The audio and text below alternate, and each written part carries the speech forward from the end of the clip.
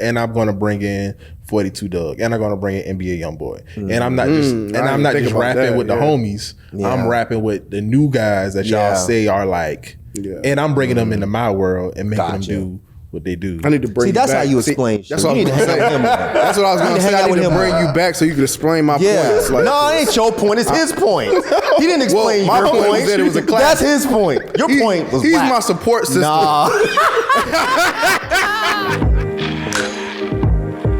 At the Hip Hop Conversations, we are back once again with a discussion for you guys. We tapped into the Patreon community, patreon.com/deadendhiphop. We asked everybody over there what would they like us to talk about, and they came through with a bunch of really, really great topics. So we're starting with 2, and this one is about potential 2020 classics.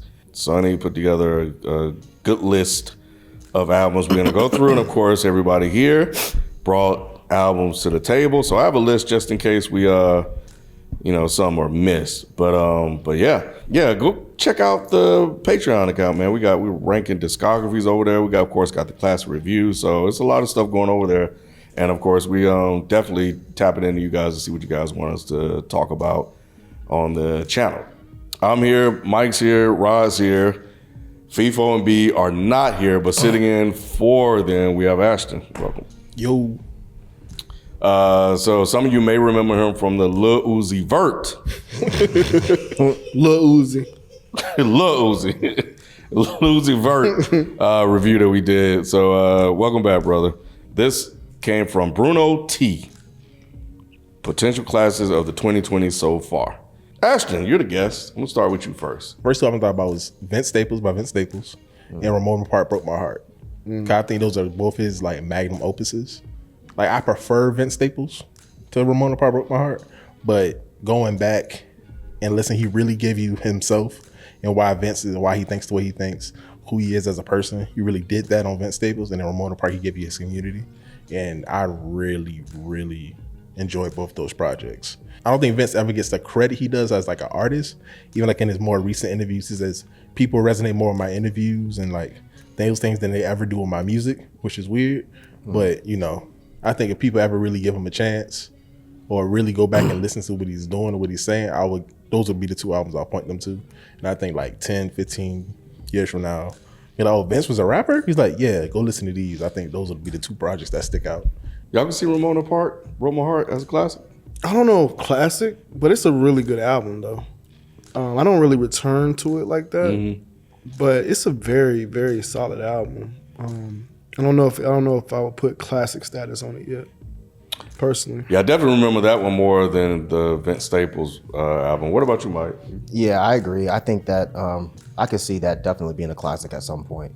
Not now. Or maybe now, I don't know. I mean, it is potential classics. Yeah, it's potential classics. Yeah, yeah, absolutely. That's his most popular project, it seems like. So yeah, I could see that. What about you, Rod? What you got? That Benny Tenor Talk 3. I'm with you on that one, bro. I think that's a classic right now. Oh, I think it's right now. Escalated. No, I mean, that propelled, like that cemented Benny as a. I mean, you go to that, man, that shit's perfect, bro. I go back to Tenor Talk, I'm like, damn, this thing is fucking perfect. I don't skip anything on it. Nothing on it. So I didn't put that on my list. I think it came out like 2018. Damn. Say that one more time. I think it came out like 2018. Really? I was gonna say double check that. I think He's down. Yeah, kid, 20 Hard bro. 4 is 2020. 10 Talk 3 is 2018. It's only 4 years he had to do. These fucking. I don't know why that was so hard. Shit, man, we've been doing this shit for a long time. That's been over 4 years ago. God damn. You knew it was 2000? Yes, I just wasn't gonna say anything. Why I swear to God, I You do. gonna let me I was gonna let you rock. I was gonna tell you at some point. 2018 had one of the best albums of all time. It's a ROM 2020s. It's what? A ROM. Yeah. All right. So yeah, you ready? Oh no, he's not editing that out. He can't. Why not? Why? I can tell him to edit it out. Why? Tell him to edit shit out all the time. Y'all leave my... Nah. After that bullshit you left in mine, you better leave this bullshit. What bullshit? That JPEG bullshit. What You even JPEG made it part of the bullshit? fucking video. What are you talking about? Yeah, what are you talking about? Golly. Oh, no math knowing motherfucker. It's fine. You can put it in there. That's fine. Yeah, see? It's fine. Don't let him text you later. I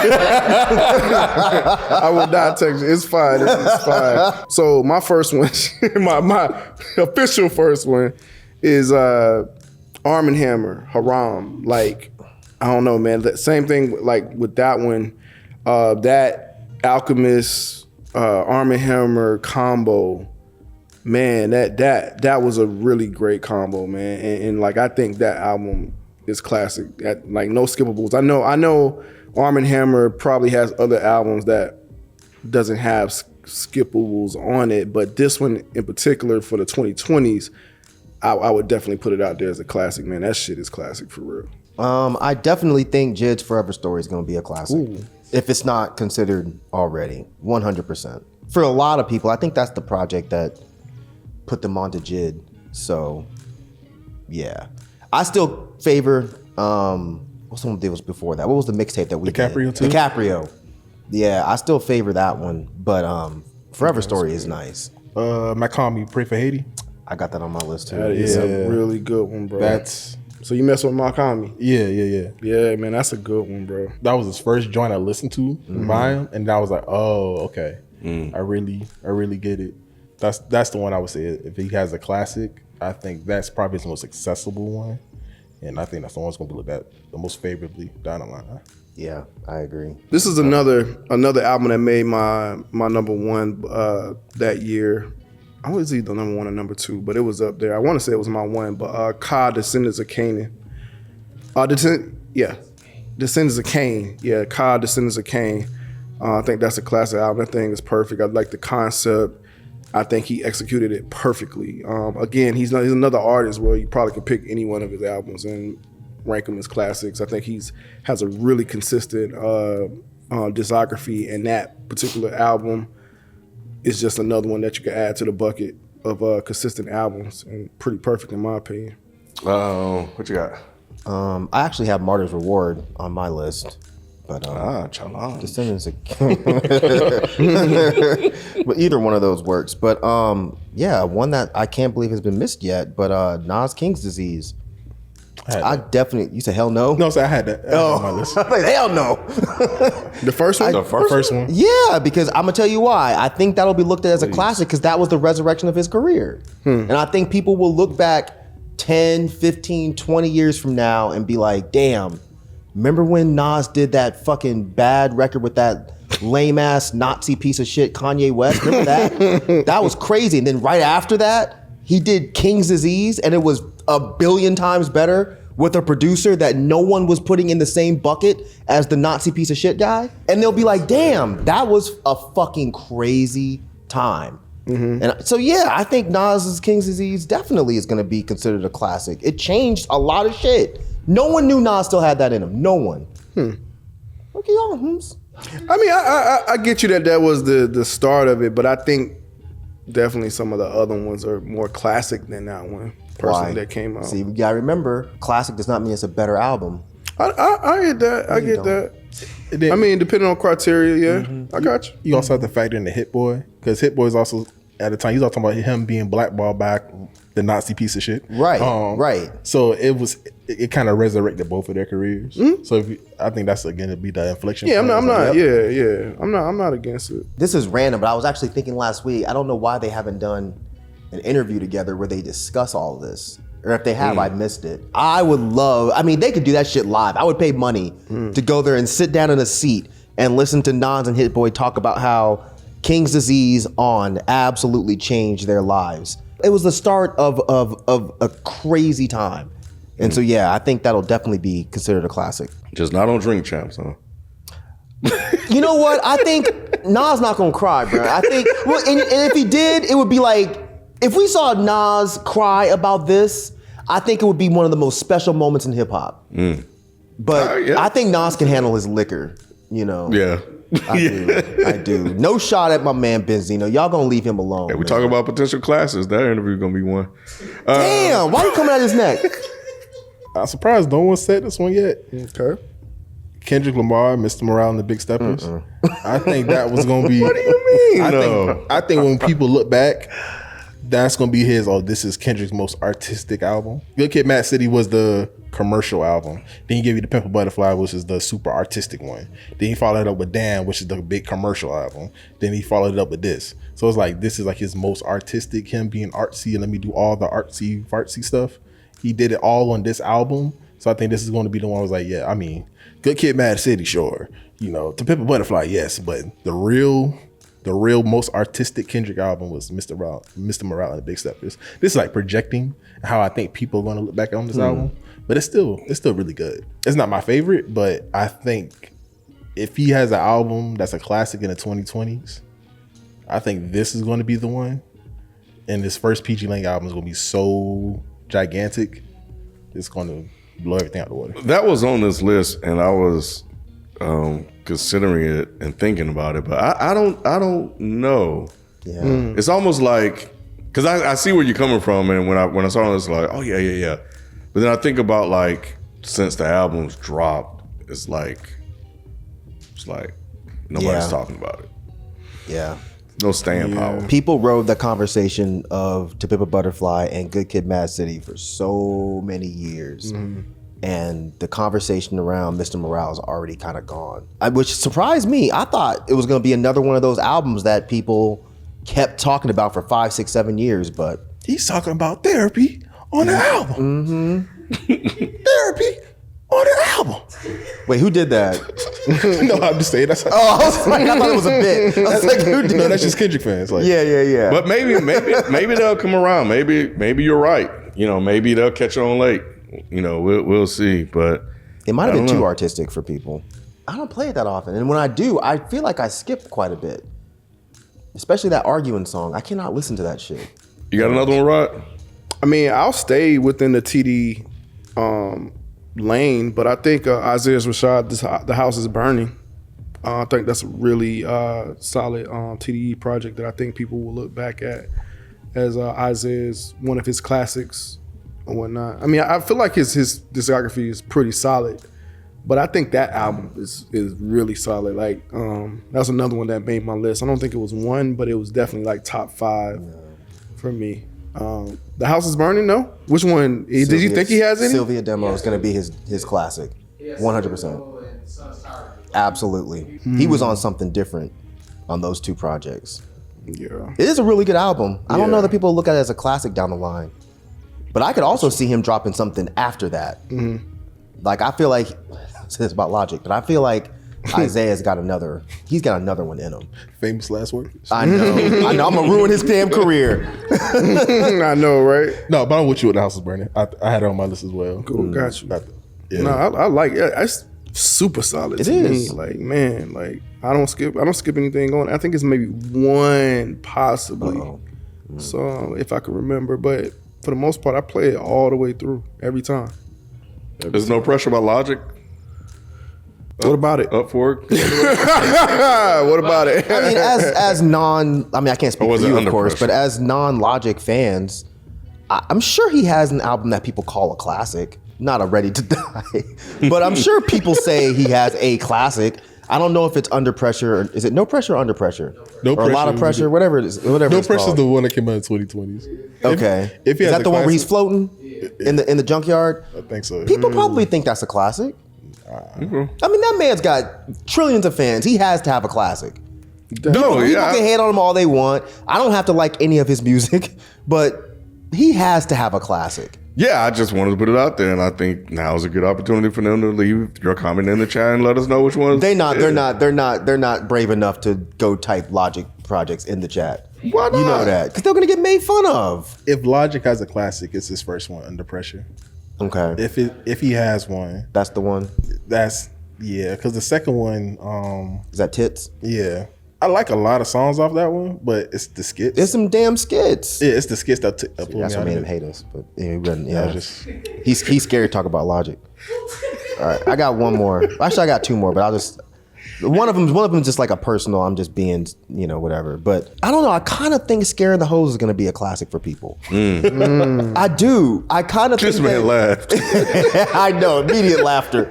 I kind of think 10 years, 20 years down the line, people are going to look back and they're going to be like, "Damn, that shit was crazy." You did say it's a personal one. Damn. I mean, you shit on my house is burning. I did. He shit on it first. Just because your ass is wrong. I don't think anyone ever thought that JPEG Mafia and Danny Brown were going to be a good fit. And the fact that they were, and it came out to be something absolutely batshit. And even in the era of hearing all this experimental weirdo rap, nothing I could think of sounds like that. So to say that in the 2020s, I think that's impressive. It's gonna be a classic off the gimmick. Like, it's a great album. I'm right with you. It's a great album. But like, like the scaring the hoes. Like when people think of scaring the hoes, they're like, oh, what was that? What's gonna scare the hoes? They're gonna type this in, scaring the hoes, and this album's gonna come up, and that's why it's gonna be a classic. Because when people think about scaring the hoes, they're gonna go to the album scaring the hoes. It's like it's perfect. This is genius marketing. It's a great album. Like once you listen to it, you're like, oh, I get it. It's fire. I get it. It's fire. Stop scaring the house. I remember people being torn with that one. It was polarizing. I thought when it came out, I thought some people was, especially with the mixing, people like, oh yeah, it's cool, but the mixing is. I think that was mostly people that came from the Danny Brown camp. They weren't expecting him to be that weird. I think the people that were already familiar with JPEG were just like, yeah, this is kind of what we expected. I do feel like Danny Brown's vocals were a little bit too low, but that's all right. You know, that's fine. It's still a fucking great project. Well, I also had Run the Jewels 4, but I don't know that really counts. Why not? Just because I feel like that's not their classic, and I feel like that will be a classic only to people that call all of their albums classics. Which one you feel like is their classic? I think probably either one. Actually, I don't know, because that's the brilliance of this. Any Run the Jewels fan you talk to, they have a different project. So I don't know. I wouldn't argue with any of them. Anybody have Michael? Oh, damn, it was 2019, the one I'm thinking about. I still think rap music is gonna be his classic, but I feel you on Michael because it won all those awards and all that. And it's a moment. And it was a moment. Yeah. Even though it's like right now in the moment, I think it could definitely go. I could see that, yeah. Could become a classic, especially as it has more time to breathe.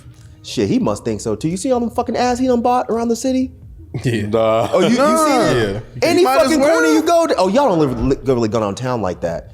Anywhere you go downtown, that's funny. There's Killer Mike ass fucking grinning with them fucking awards. That's crazy. I was driving to get breakfast and my girl was like, I would too. Yeah, I don't Let me blame win some shit like that. I'm buying every fucking block. Buses, you gonna know. It's gonna be on city buses. Every single MARTA trains. I'm gonna pay a motherfucker to do a graffiti piece. Everybody gonna know I want some shit. Right. I still feel like if people look back and they say, what was Killer Mike's classic? I still think they're gonna say rap music just because it put him on the map as far as like outside of the South. But yeah, I don't know. I think that's an arguable one. I don't know which one people will resonate with. I still feel like more people like rap music. I still see people shitting on Michael. Yeah, I still see people being like, I didn't even really like Michael like that. I can't believe he won those awards. I didn't really fuck with the album like that. I feel like that's people that wanted other ones to win. I feel like that's what I don't know that. I mean, I see it in our comments though. Really? Yeah. Oh, wow. Yeah, I see it in our comments. Like when we did the video about him winning the award. Wow. I skimmed through the comments, and yeah, sometimes you can tell when it's just some contrarian asshole just trying to be a dick. But some of them I can tell they just really didn't fuck with the album like that. That's crazy. Interesting. That is interesting. What about J. Cole's off season? I don't know if classic is. It has really good songs on it, but I just don't know if it's going to be heralded as a classic. Yeah, I think people that are J. Cole fans, they're not going to pick that one. They're going to pick the one with the rings or whatever, right? Well, this is just 2020. No, I know, but I mean, I feel like even if I don't know how many classic people are going to give J. Cole. Gotcha. Now I see where you're going. You know what I'm saying? So I think if they're only going to give him a couple, they're probably not going to give him that one. They're going to pick other ones. Like the one where he's on the roof. Yeah, that 2014 Forest Hill Drive. Yeah. Yeah, that would be the classic. That's probably, automatic. Okay. Yeah, I mean, that's the one that made him. Yeah. It seems like. Is that the one with no features? Yeah. It took him Platinum. It took him to the next. Forgot. It took him to that next level. I gotta say that. But I like the off season though. I think it's a great album. It's a good album. Yeah, I like that one too. I like that one too. Yeah. What about Tyler's Call Me If You Get Lost? So that's the one I was gonna put on there, but I think Igor is probably the one. That's the one he won the Grammy off of, right? Igor? He won the Grammy off Call Me If You Get Lost. Oh, that one too. Well, yeah. So I think both of those are classic material. Personally, I go back and listen to both of them. They're both really, really solid, and they were culture moving like that. Yeah.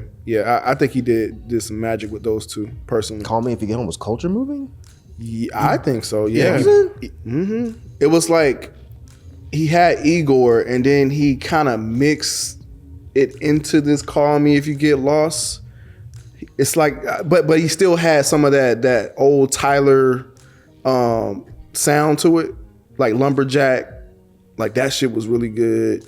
Some of the stuff towards the latter end was good storytelling. No, I mean it's a great project. I really love that project. I know. I put it like this: my youngest daughter, who's in the 12th grade, like her friends listen to it. So you got I'm still trying to picture culture moving. I think because he brought back Gangsta Grills with DJ Drama and have Drama yelling all over the track. So that's like my childhood. And like people's like, who's DJ Drama? Who's this person yelling all over this? Who's this person ruining this Tyler album? And then from there, everyone's now doing a DJ Drama hosted mixtape. So brought Drama back into the forefront. I think that's why I kind of changed course. And then that's also coming off of the controversy with Igor when DJ Khaled. That's right. DJ Khaled saying being upset that he lost to Tyler and Igor because he felt like it wasn't like a real rap album. Well, it wasn't. I don't go out. I don't see people playing this album. I go to the store. People play my album. I don't hear people playing the other album. He comes back with this. Yeah, he's like, no, I'm really rap, and not only am I just going to drop a rap project, I'm going to drop a Gangsta Girls rap project, and I'm going to prove to you I can rap, and I'm going to bring in 42 Doug, and I'm going to bring in NBA Youngboy, and I'm not just rapping with the homies. Yeah. I'm rapping with the new guys that y'all say are like. Yeah. And I'm bringing them into my world and making them do what they do. I need to bring you that's back. how you explain shit. That's what I was going to say. That's what I was going to say. I need to bring you back so you can explain my points. Like, no, it ain't your point. It's his point. He didn't explain your point. Was that it was a class. That's his point. Your point was he's whack. My support system. Nah. I need a support system in these videos. Those are some albums that we're throwing out there as potential classic. We're not saying that they are. We're just having a discussion about which ones could be moving forward. You got another one real quick? I just forgot about Billy Wood's Ethiops. Okay. Yeah, definitely. That's a classic just because you still don't know how to fucking pronounce the title. All right. Let us know which ones we missed, which ones you want to throw in the ring. So, it's your turn. We'll see what you guys say. We out. Peace.